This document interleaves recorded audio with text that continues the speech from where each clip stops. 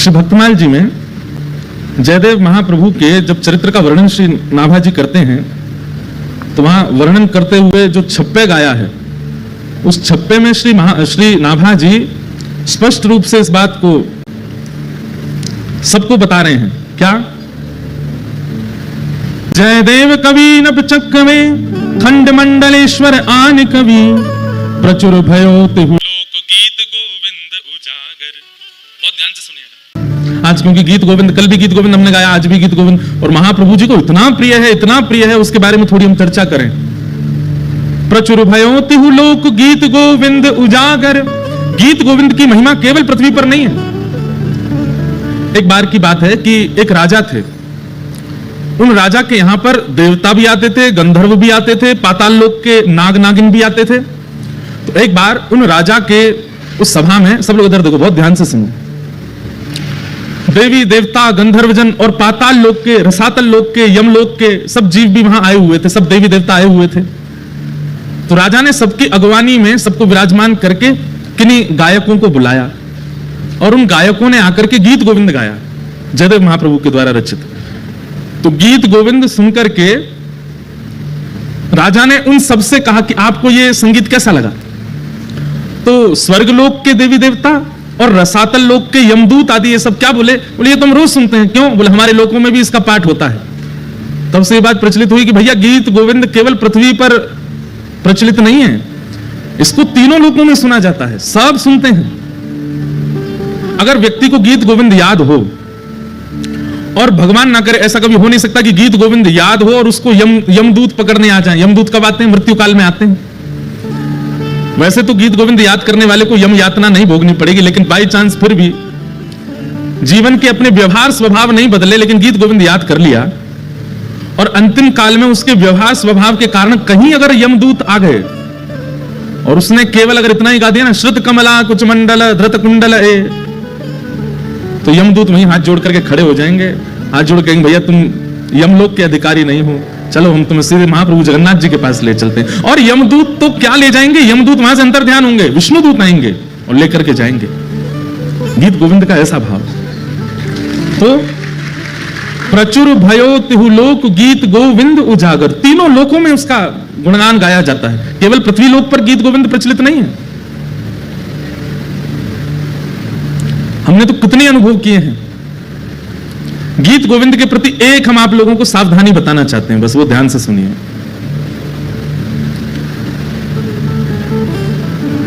वैसे तो ये सावधानी रखने वाली बात भी है, लेकिन कई लोग टेस्ट लेने के लिए इसको कर भी सकते हैं कि प्रयास करें कि गीत गोविंद जब गाया जाए और गीत गोविंद का जब पाठ किया जाए तो उस समय स्थान, मौसम और लोगों को देख लिया जाए। अगर स्थान उचित नहीं है, ये विचार कर लेना चाहिए कि महाप्रभु अगर जगन्नाथ जी यहां आए तो उनके योग्य व्यवस्था है कि नहीं। मौसम, कड़कती धूप पड़ रही है, भयंकर गर्मी, पसीना निकल रहे हैं महाराज, उस समय गीत गोविंद मत गाइए। और सामने बैठे हुए लोग अगर वो अधिकारी नहीं है, वो दूषित खाते हैं, दूषित पीते हैं, या किसी ऐसी सभा में है जहां विवाह का फंक्शन हो रहा है, किसी के ब्याह का क्रम चल रहा है, किसी का कुछ ऐसा चल रहा है जहां लोग खा भी रहे हैं, डोल रहे हैं, ऐसी जगह गीत गोविंद नहीं गाना। अधिकार का विचार करके गीत गोविंद का प्रस्तुतिकरण और गायन करना। अब ये भागवत की कथा है, यहां सब योग्य बैठे, महाप्रभु जी विराजमान है, भागवत जी विराजमान है, इतने सारे वैष्णव विराजमान, यहां गीत गोविंद गाएं, ठाकुर जी आएंगे, विराजेंगे। क्योंकि अष्टपदी अभ्यास करे तही बुद्धि बढ़ावे और श्री राधा रमण प्रसन्न सुनन निश्चित तह आवे। श्री नाभा जी कह रहे हैं जगन्नाथ महाप्रभु तो राधा रमण जी, जगन्नाथ जी में कोई अंतर नहीं है, लेकिन यहां पर जो शब्द कहा गया है वो सुनिए, श्री राधा रमण प्रसन्न सुनन निश्चित तह आवे। निश्चित शब्द लगा करके श्री नाभा जी ने इस बात को प्रमाणित कर दिया कि गीत गोविंद अष्टपदी का एक अक्षर भी जब प्रारंभ होता है, ठाकुर जी उसी समय आ जाते, आकर के बैठ जाते और पूरा सुनते। तो इसमें विचार ये रखना चाहिए कि अष्टपदी कहीं भी ना गाई जाए, कभी भी इसका वाचन ना किया जाए। कई बार ऐसा होता है कि हम लोग सफर कर रहे हैं, गाड़ी में बैठे हैं, गाड़ी में बैठे बैठे आपको, कई लोगों को आदत होती है कीर्तन सुनने की, भजन सुनने की। अब उस समय अगर आपने ट्रैप रिकॉर्ड में गीत गोविंद चला दिया, गाड़ी पूरी पैक बैठी है, ठाकुर जी कहां बैठेंगे बेचारे आके? ठाकुर जी कहेंगे भैया ऊपर इसके कैरियल भी नहीं है, कहां लटक जाएं हम। अच्छा, ये निश्चित है कि ठाकुर जी आएंगे, तो ठाकुर जी को श्रम होता है, बेचारे लटकते हुए सुनते हैं, लेकिन सुनते जरूर हैं। अच्छा, इसमें एक चीज हम कह सकते हैं कि जैसे सीडी में चल रहा है, किसी का गाया हुआ चल रहा है, मतलब आधुनिक यंत्र से अगर गीत गोविंद गाया जा रहा है तो ठाकुर जी हो सकता है नहीं आते होंगे, लेकिन कोई भक्त बैठ करके गाता होगा तब तो ठाकुर जी निश्चित आते हैं। तो इसलिए उस समय सावधानी रखो, गाने में कोई अपराध नहीं लगेगा आपको। भक्तमाल जी में एक लीला आती है कि एक माली की बेटी थी, उसको गीत गोविंद याद हो गया। वो गीत गोविंद कब गाती थी? जब अपने बगीचे में बैगन तोड़ने जा रही थी एक दिन। अब बैगन तोड़ने के लिए जा रही थी तो सघन वन था, वहां कांटे लगे हुए थे। अब वो तो बच बचा के निकल रही थी अंदर और गाती हुई जा रही थी। महाप्रभु जगन्नाथ जी व्याकुल हो गए, कोई गीत गोविंद गा रहा है, और तुरंत दौड़े ठाकुर जी। और ठाकुर जी इतने रसिक हैं गीत गोविंद के कि ऐसे नहीं कि दूर बैठ के सुन लिया, कोई गा रहा है तो वहीं से, नहीं, सामने बैठ के सुनते हैं, श्रोता का पूरा निभाते हैं नियम। अब वो तो सघन वन में कुंजों में घुसती जा रही थी। महाप्रभु जगन्नाथ जी सोचे कहां से आ रही आवाज, इनमें ये कांटों के वृक्ष लगे हैं, बेल छाई है, इसमें भीतर घुसी हुई है, वहां से बैगन तोड़ती हुई गा रही है। महाप्रभु जगन्नाथ जी हैं भी खूब विशाल, खाते पीते घर के हैं, मोटे ताजे हैं। और जैसे ये घुसे भीतर, सोचो कभी कभी इमेजिन करो इनके स्वरूप को, ये कैसे घुसे होंगे भीतर। जैसे ही भीतर पहुंचे, कहीं कहीं से तो वस्त्र फट गए इनके, कहीं पर कांटे लग भी गए, लेकिन मधुर मुस्कान ठाकुर जी सुन रहे हैं। कभी कभी लगता है कि महाप्रभु जगन्नाथ जी 24 घंटे प्रसन्न मुद्रा में ही रहते हैं। क्यों?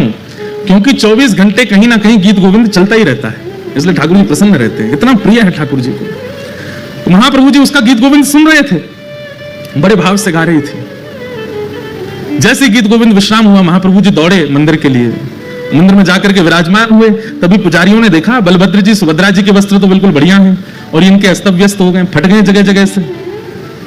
पूछा, हे महाप्रभु जी, ये आपके वस्त्र कैसे फट गए? तो महाप्रभु जी ने भाव बताया कि मुझे गीत गोविंद बहुत प्रिय है, और कोई व्यक्ति कभी कहीं गाता है तो मुझे, मेरा मन होता है कि मैं वहां पहुंच जाऊं। अभी कहां गए थे? तो बताया, बोले एक माली की बेटी है, बैगन तोड़ के गाती है, मैं घुस गया भीतर, फट गए मेरे वस्त्र। उसी दिन वहां के गजपति राजा ने नियम बना दिया, पूरे जगन्नाथपुरी को इकट्ठा करके सबसे हाथ जोड़ के निवेदन किया कि जिनको भी अष्टपदी गीत गोविंद याद है, आपसे प्रार्थना है, आसन लगा करके उस पर स्वयं बैठिए और एक सन्मुख आसन पर रख करके तब गीत गोविंद गाइए, क्योंकि महाप्रभु जी आते हैं। आप चलते फिरते उठते बैठते कहीं कुछ करते हुए गाएंगे तो उसमें कोई दिक्कत नहीं है, लेकिन महाप्रभु जी को श्रम ना हो। और श्रम दो प्रकार के होते हैं। एक श्रम तो यह होता है कि ठाकुर जी के अनुकूल व्यवस्था नहीं है और ठाकुर जी को गीत गोविंद सुनने का चाव है, वो आएंगे, उनको कष्ट होगा। और दूसरा भाव यह है, मान लीजिए श्री मंदिर में कोई विशेष पूजा चल रही है ठाकुर जी की, और उसी समय आप गीत गोविंद गाने लग गए। ठाकुर जी का आने का बहुत मन है और उस समय सामने विशेष पूजा चल रही है, जा नहीं सकते, तो ठाकुर जी बहु प्रयास करके एक और रूप धारण करके आते हैं। और ठाकुर जी इतना श्रम करके आते हैं और उसके बाद भी आप अनुकूल जगह नहीं देखते, उनको पीड़ा तो होती है। पीड़ा तो खैर क्या, वो श्रमित तो होते हैं, और वैष्णव का स्वरूप है, वो ठाकुर जी को श्रमित नहीं कराता। इसलिए गीत गोविंद का कभी भी पाठ कीजिए तो इस बात का ध्यान रखिए कि अनुकूल व्यवस्था है कि नहीं। चलते फिरते उठते बैठते अगर गाड़ी चल रही है तो रोक लीजिए, बगल वाले को उतार दीजिए, विचार कीजिए महाप्रभु जी बैठे, अब गाते हैं, बहुत ही चाव आ रहा है, गाने का बहुत मन हो रहा है, ऐसी स्थिति में आप गा सकते हैं। जहां अनुकूल ऐसा लगता हो कि ठाकुर जी विराजेंगे तो उनको संकट कष्ट नहीं होगा, ऐसी जगह गीत गोविंद गाइए। जहां योग्यताएं दिखती हो वहां गीत गोविंद का पाठ करो, क्योंकि श्री नाभा जी कहते हैं, राधा रमण प्रसन्न सुनन निश्चित तहां आवे। और एक बहुत विशेष बात गीत गोविंद के लिए, अष्टपदी अभ्यास करे ते ही बुद्धि बढ़ावे। अगर कोई व्यक्ति गीत गोविंद अष्टपदियों का अभ्यास करता है, केवल श्रुत कमला कुछ मंडल एक ही अष्टपदी याद करने से काम नहीं चलेगा। ये हमारे पास पूरा गीत गोविंद है, इसमें बहुत सारी अष्टपदियां हैं, और अष्टपदी का स्वरूप ऐसा है कि सब संस्कृत पढ़ने में बहुत आसान लगेंगे, लेकिन गीत गोविंद महाकाव्य की संस्कृत आसानी से पढ़ी नहीं जा सकती। छंद ऐसे हैं कि आप सामान्यतया पढ़ नहीं पाओगे, इसलिए उसका अभ्यास कीजिए। और अगर आप गीत गोविंद अष्टपदियों का अभ्यास करते हैं, नित्य उनको पढ़ते हैं, नित्य उनको अपने निध्यासन में लाते हैं, तो उससे क्या होगा? श्री नाभा जी कहते हैं, ते ही बुद्धि बढ़ावे। बुद्धि बढ़ावे मतलब विवेक जागृत होता है। एक बात सुनिएगा,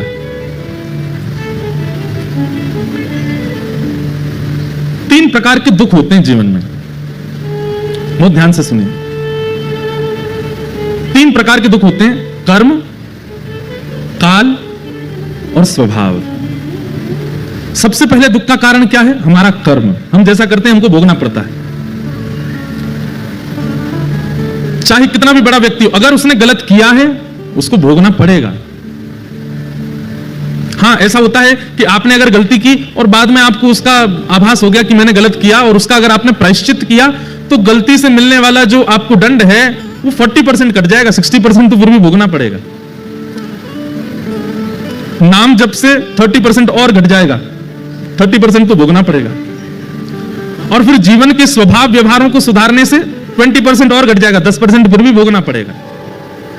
और 10% जब बच जाए तो अगर वैष्णव बुद्धि होगी तो आप उसको स्वीकार करके भोग लोगे, आप उससे भागोगे नहीं। मेरा कर्म है, अब आ रहा है तो आने दो, 10% तो भोग ही लोगे। तो पहले दुख का कारण कर्म, दूसरे दुख का कारण है काल, समय। सब लोग इधर देखिए, ध्यान से सुनो। और जब काल दुख रूप धारण करता है तो काल क्या करता है? मति का हरण कर लेता है। व्यक्ति का जब समय खराब आता है ना, तो कितना भी बुद्धिमान हो उसकी बुद्धि उल्टी हो जाती है।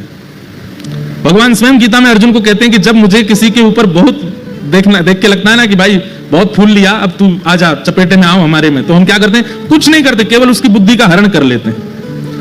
उसकी सोच ही पलट जाती है। उसने इतनी कथाएं सुनी, इतना ज्ञान, इतने गुरुजनों से उसने सब कुछ सीखा, लेकिन अपने जीवन के व्यवहार स्वभाव को नहीं बदलता है, तो फिर ठाकुर जी काल का जब दुख आता है तो मति का हरण कर लेता है। कितनी बड़ी बात है। अगर कोई व्यक्ति गीत गोविंद का नित्य पाठ करता है, अष्टपदी का अभ्यास करता है, जीवन में ऐसी स्थिति नहीं आएगी कि उसकी मति का हरण हो। ठाकुर जी फिर उसकी मति का हरण नहीं करते। स्वयं नाभा जी कह रहे हैं, अष्टपदी अभ्यास करे ते ही बुद्धि बढ़ावे। अगर कोई नित्य अष्टपदी का अभ्यास करता है, गीत गोविंद का अभ्यास करता है, उसकी मति का हरण नहीं, मतलब उसके जीवन में काल का दुख नहीं आएगा, समय का दुख नहीं आएगा। इतना प्रिय है ठाकुर जी। आहा,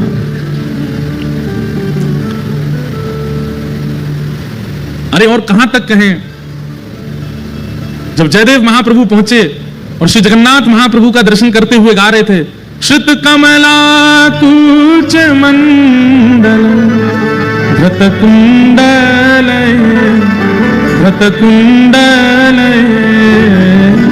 कलित ललित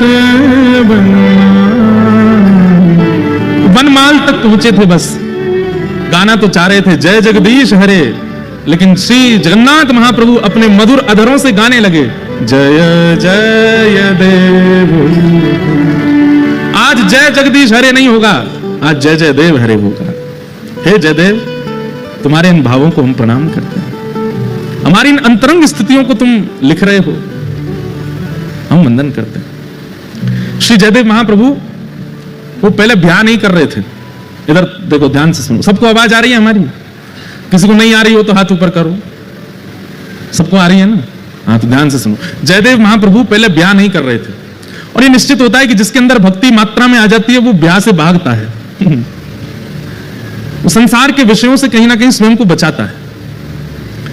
तो जयदेव महाप्रभु, आपके माता पिता जो थे वो बाल्यकाल में ही चले गए थे। तो बचपन से ही आप जगन्नाथ महाप्रभु को ही अपने माता पिता मानते थे।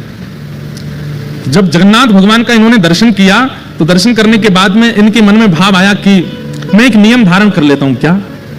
मैं इतना विरक्त भाव में रहूंगा, वृक्ष के नीचे रहा करूंगा, और एक रात जिस वृक्ष के नीचे रहा, दूसरी रात उस वृक्ष के नीचे नहीं रहूंगा। ऐसा नियम बना लिया जयदेव महाप्रभु ने।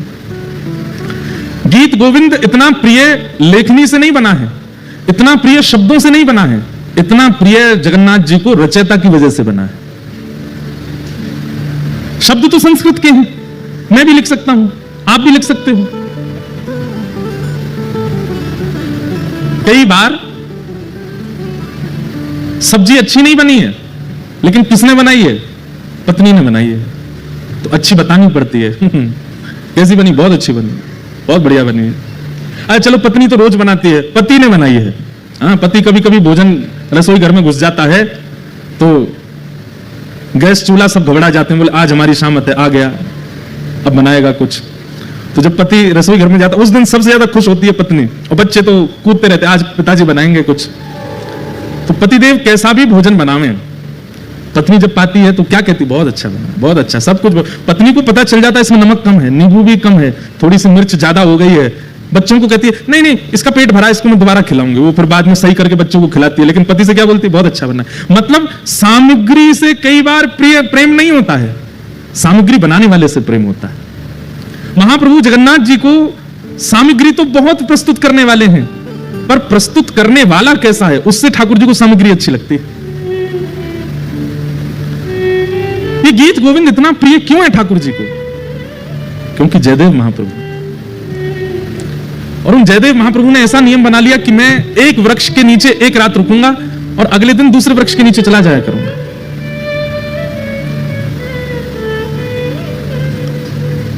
महाप्रभु जगन्नाथ जी को बड़ी चिंता रहती है जयदेव जी की। उनको लगा कि बताओ मेरा इतना प्रिय जयदेव, उसकी रचना मुझे इतनी प्रिय कि ठाकुर जी आज भी गीत गोविंद ओढ़ के सोते हैं, हृदय से लगा के सोते हैं। अरे भाई कोई प्रेम का निर्वहन 10 साल कर ले, 20 साल कर ले, 50 साल कर ले, 60 साल कर ले। श्री जगन्नाथ महाप्रभु 1000 साल से अपने प्रेम का निर्वहन कर रहे हैं। एक भी रात पिछले 1000 सालों में ऐसी नहीं गई है जिसमें महाप्रभु जगन्नाथ जी गीत गोविंद को लपेट करके ना सोए।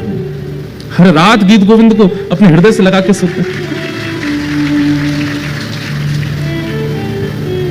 अरे प्रेम विवाह करने वालों के भी प्रेम चलते हैं, लेकिन कुछ वर्षों में कुछ कुछ खंडन तो उनके प्रेम में भी आता है।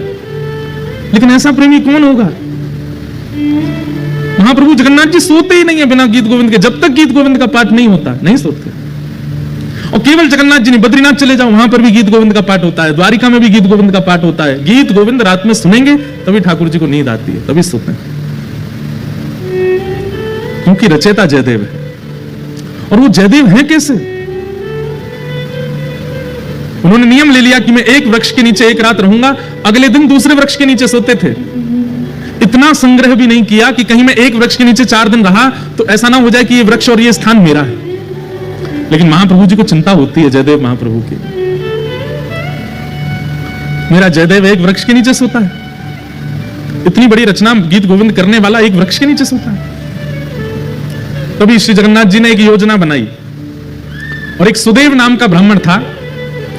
उस सुदेव ब्राह्मण की कोई संतान नहीं थी। सब लोग बहुत ध्यान से सुनो, बहुत अच्छी कथा है। ठाकुर जी पहले ही योजना बना लेते हैं। तो सुदेव ब्राह्मण के पहले कोई संतान नहीं थी, तो सुदेव ब्राह्मण ने जगन्नाथ महाप्रभु से कहा कि भगवान एक संतान का सुख मुझे दीजिए, मैं वचन देता हूं उसकी बाल्यावस्था पूरी हो जाने के बाद जैसे ही वो बालक कुमार अवस्था का होगा मैं आपके चरणों में निवेदित कर दूंगा, वो बालक आपका हो जाएगा। फिर ये मेरा वचन है आपको। तो जैसे ही भगवान ने देखा कि भाई ये जयदेव महाप्रभु एक ही वृक्ष के नीचे रहते हैं, तभी ठाकुर जी ने विचार किया कि हम कैसे इनके इस वृक्ष के नीचे रहने वाले सिस्टम को दूर करवाएं। तभी ठाकुर जी को याद आया कि एक सुदेव ब्राह्मण था, उसने इतने वर्ष पहले हमसे कहा था कि एक संतान हो जाए तो वो हमें अर्पित करेगा। और ठाकुर जी की कृपा से उस सुदेव ब्राह्मण के एक पुत्री ने जन्म लिया। महाप्रभु जी ने विचार किया कि उसकी पुत्री अब विवाह के योग्य हो गई है।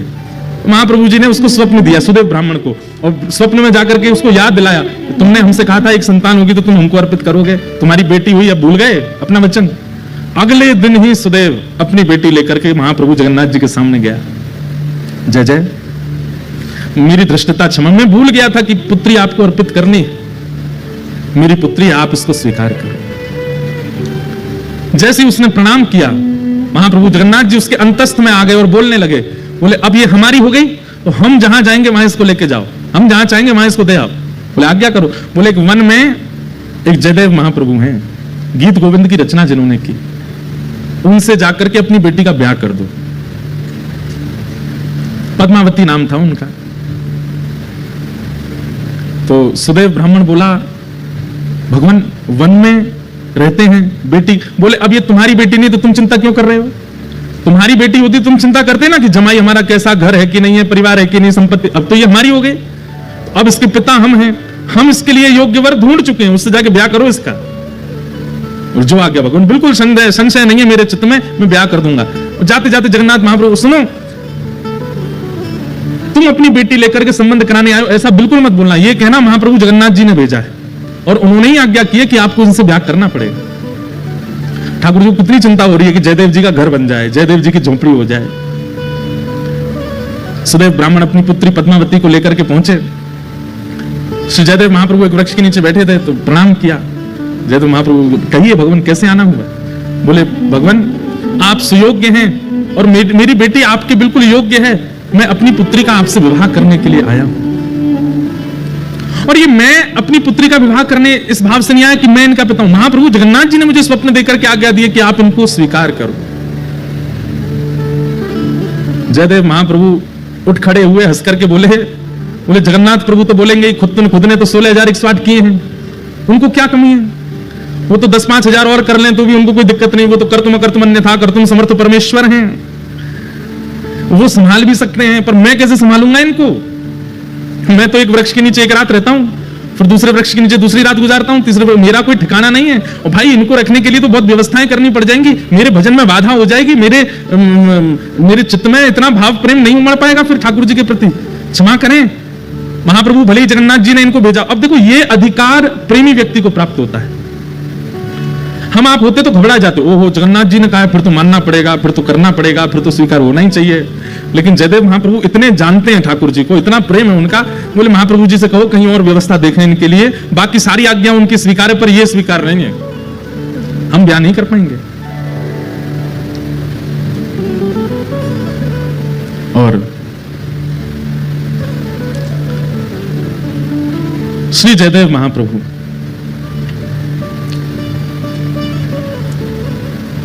मना कर देते, नहीं करेंगे। अरे आप कैसे व्यक्ति हैं, महाप्रभु जी की आज्ञा नहीं मान रहे हो, जगन्नाथ जी की आज्ञा नहीं मान रहे हो? बोले हमें स्वीकार है, हम बिना आज्ञा के ही रह लेंगे, लेकिन ये नहीं करेंगे। तो एक बार को तो सुदेव ब्राह्मण को क्रोध आ गया, बोले भगवान की आज्ञा ना मानने वाले को हम कैसे दे सकते हैं? चल बेटी, अपनी पुत्री को उठाने लगे तो पुत्री बैठ गई। बोले नहीं, महाप्रभु जी ने आज्ञा की है कि तुम इनकी हो, मैं तो इनको सर्वस्व दे चुकी हूं, मैं तो इनको अपना मान चुकी हूं, ये भले मुझे स्वीकार ना करें। पिताजी अब आपका कर्तव्य नहीं है, मेरे परम पिता जगन्नाथ जी ने मुझे इनको सौंपा है, अब मैं इन्हीं की हूं, चाहे मुझे स्वीकार करें चाहे नहीं करें। जयदेव महाप्रभु बोले वाह, ऐसा समर्पण तो हमने नहीं देखा भैया। अरे तुम्हारे पिता कह रहे हैं चलो तुम, बोले नहीं महाप्रभु जी ने आपको अर्पित किया तो मैं आपकी। जयदेव महाप्रभु बोले छोड़ जाओ इनको, 2-3 दिन हमारी दिनचर्या देखेंगे, खुद ही भाग जाएंगे ये। लेकिन पद्मावती का ऐसा त्याग, जयदेव महाप्रभु अगर उस वृक्ष के नीचे बैठे हैं तो उनके सन्मुख वाले वृक्ष पर बैठ जाती और उनको अपलक नेत्रों से देखती।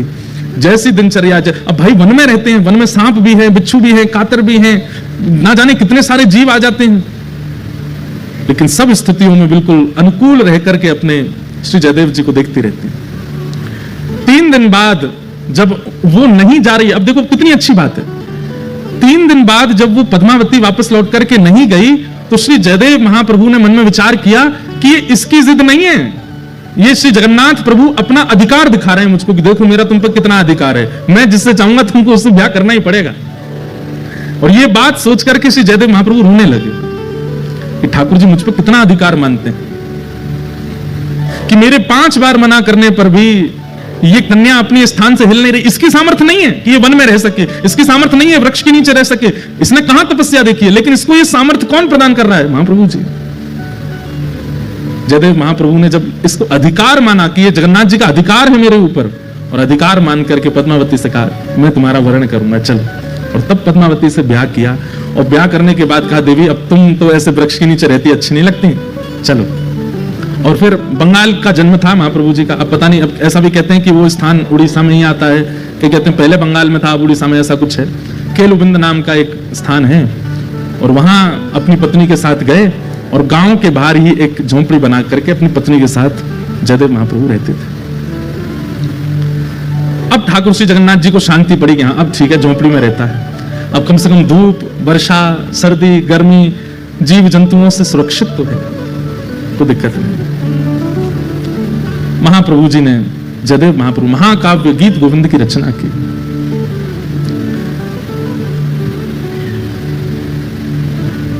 और ऐसा कहीं कहीं वर्णन आता है कि जयदेव महाप्रभु बोलते थे और उनकी पत्नी जो पद्मावती थी वो लिखती थी, वो उनसे लिखवाने का क्रिया करते थे।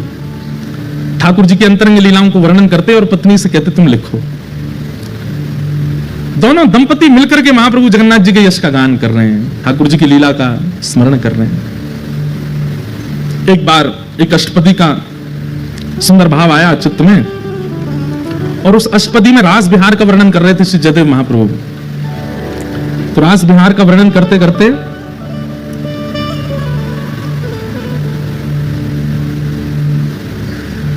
वदसि यदि किंचिदपि दंत रुचि कौमुदी हरति दरति मिरतिमति घोरम।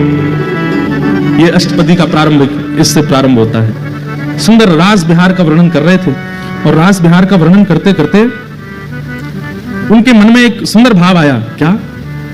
भ्रमृषणवाणी करवाणी चरणद्वयम् सरसल सलद तत्कसुरागम स्मरगरल खंडनम मम शिरसि मंडनम देहि पद पल्लव मुदारम। अब इस भाव में ऐसा वर्णन है कि ठाकुर जी किशोरी जी के साथ रास विहार कर रहे हैं, और रास विहार करते करते ठाकुर जी आते हैं और थकी हारी किशोरी जी बैठी हैं, और किशोरी जी को थके हारा जान करके ठाकुर जी मन में सोचते हैं कि आज मैं अपने मन की इच्छा पूरी कर लूं। क्या है मन की इच्छा? वो ठाकुर जी की मन की इच्छा है कि मैं एक बार किशोरी जी के दोनों चरण पकड़ करके अपने सिर पर धर लूं, और किशोरी जी ये करने नहीं देते। ठाकुर जी किसी ना किसी कौतुक से प्रणाम कर लेते हैं, सिर कभी कभी माथे नीचे धर लेते हैं किशोरी जी के चरणों में, लेकिन ठाकुर जी का क्या मन है कि जो पैर का तलवा है, ऐसे किशोरी जी के दोनों पैर ये बैठी हो और इनके दोनों पैर पकड़ के ऐसे अपने सिर पर धर लूं। अब देखो कितनी गंभीर बात है, ध्यान से सुनना। जयदेव महाप्रभु नेत्र बंद करके चिंतन कर रहे हैं, और चिंतन करते करते उनको दृश्य क्या दिखा कि ठाकुर जी ने देखा किशोरी जी थकी हारी बैठी है एक शिला पर, और तुरंत ठाकुर जी सोचते हैं आज अच्छा समय है, किशोरी जी के दोनों चरण उठा करके अपने श्री मस्तक पर रख लूं। जयदेव महाप्रभु कहते कहते रुक गए, और रुक क्यों गए?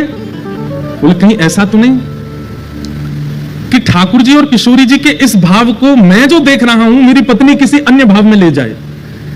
कहीं ऐसा नहीं हो कि इसके चित्त में यह भाव आ जाए कि ये परमात्मा है, ये साक्षात जगत नियंता जगदाधार त्रिलोकी स्वामी है, जो इतने आसक्त हो गए हैं किशोरी जी के प्रति कि उनके दोनों चरण उठा करके अपने सिर पर रख रहे हैं। कहीं इसके चित्त में कोई अन्य भावना तो नहीं आ जाएगी?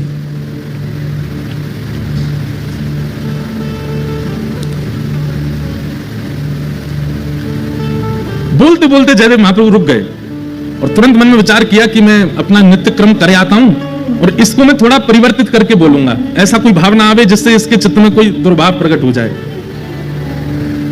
तो जयदेव महाप्रभु बोले, देवी अभी ना मुझे आगे याद नहीं आ रहा है, तुम एक काम करो, इसको आगे मैं पूरा करूंगा, यहीं रख दो।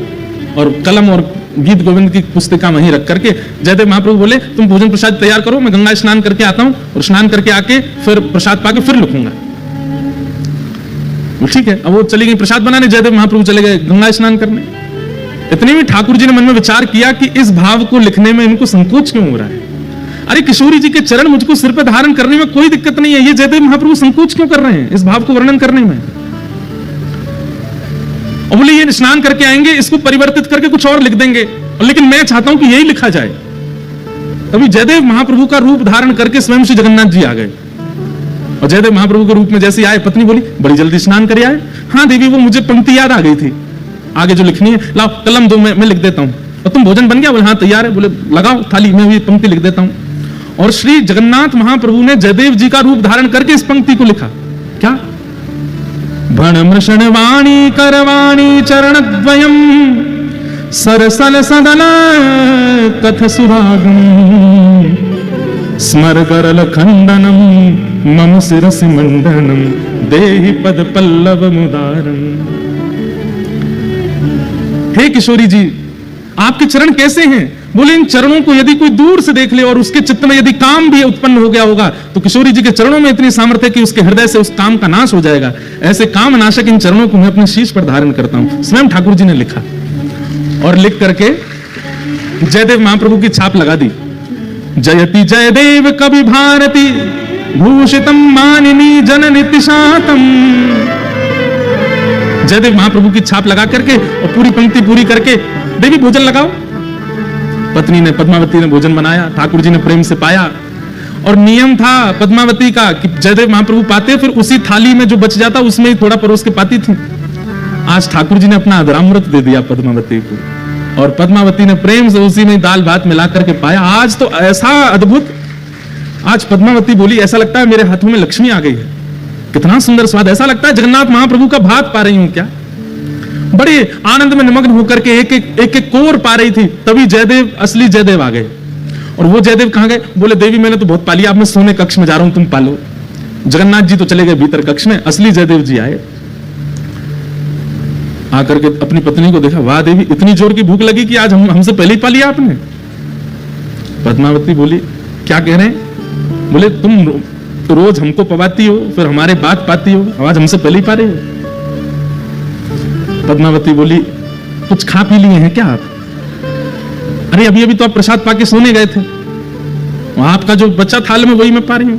जयदेव महाप्रभु बोले मैं तो तब का गया गंगा स्नान करके और संध्या वंदन करके अब लौटा हूं, मैं कहां प्रसाद पाया मैंने अभी।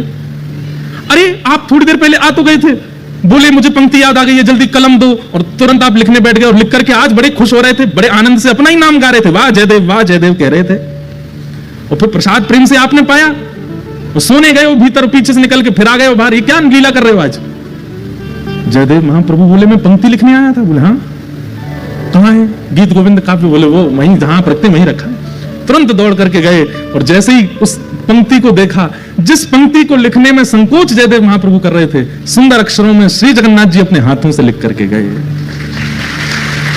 और जब अंतिम पंक्ति पढ़ी, जयति जयदेव कवि भारती, जयदेव की जय जय हो, जो भारत में ऐसा भूषण रत्न जयदेव प्रकट हुआ उसकी जय जय हो। अपने प्रति ये मान सम्मान महाप्रभु जी के द्वारा सुन करके देख करके जयदेव जी रो पड़े। तुरंत पत्नी से बोले चलो जगन्नाथपुरी। महाप्रभु जी के सन्मुख आकर के इतना रोए, नाथ आप कितना स्नेह देते हैं, कितना प्रेम करते हैं, सर्व भावों से आपने मुझे युक्त कर दिया है। मैंने क्या दिया आपको? केवल शब्द ही तो प्रकट कर रहा हूं, इससे अधिक तो मैं कुछ करता नहीं आपके लिए। ना कभी कोई रत्न चढ़ाए हो, ना कभी कोई भेष चढ़ाया हो, ना कभी महाप्रसाद लगाया हो, ना कभी 56 भोग का कोई मनोरथ जगन्नाथपुरी में कोई विशेष उत्सव किया हो, कुछ नहीं। दूर बैठा बैठा केवल शब्द प्रस्तुत करता हूं और आप इतने प्रसन्न हो जाते हैं। जयदेव महाप्रभु को देख करके जगन्नाथ जी कहते हैं ये सबसे प्रिय भोग है मेरा, जब कोई भक्त अपने शब्द प्रकट करता है, ये मुझे सबसे ज्यादा प्रिय लगता है। इसलिए भैया ये गीत गोविंद महाकाव्य, इसको सामान्य स्तुति मत समझिएगा। ना तो शरीर के रोग दूर होंगे, ना घर परिवार के कलेश दूर होंगे। गीत गोविंद कोई हनुमान चालीसा की तरह पाठ नहीं करना, भूत पिशाच निकट नहीं आवे, महावीर जब नाम सुनावे। गीत गोविंद तो प्रेम लक्षणा भक्ति प्रदान करता है। ऐसे गीत गोविंद को हम बारंबार प्रणाम करते हैं और जयदेव महाप्रभु के प्यारे श्री जगन्नाथ जी को बारंबार वंदन करते हैं कि आप इतने कृपालु हैं कि इतने सहज अक्षरों पर आप प्रसन्न हो जाते हैं।